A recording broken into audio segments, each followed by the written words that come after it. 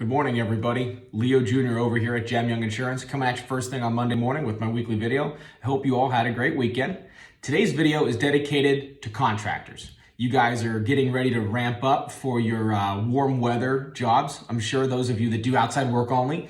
And I wanted to make a short video on the top 3 things to consider when it comes to your liability insurance. Now, there's obviously a lot, but these are the 3 that stick out in my mind the most. So if you're a contractor, number 1, is your operation covered?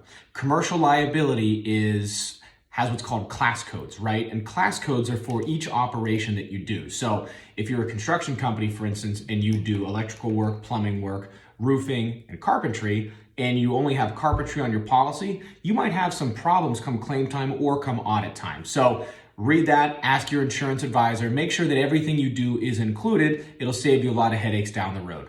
Number 2, ask for if your defense costs are within the limit or outside the limit. Now, I know this sounds like a nuance, but the difference is a defense cost that's within the limit means that if you have that $1 million liability that everybody's required to have, and you have $1 million judgment and it costs $200,000 to defend you, we're only going to pay the $800 for the judgment and the $200,000 to defend you. We won't pay the 1.2. That's a little complicated, but come claim time, that's a huge deal. So to recap, make sure defense costs are paid outside of your liability limit. That's your more advantageous liability policy.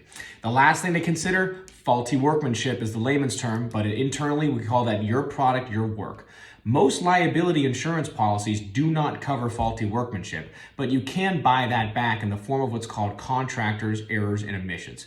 Example, you're a roofer, you got a young roofer on the roof, they use the wrong size nails, they drive them all the way through the roof, you got water claims because of something that you did wrong or an employee of yours did wrong. Your liability, a standard bare bones liability policy will not cover that, but if you get the right one with E&O, it absolutely will. So again, to recap, make sure your operations are covered.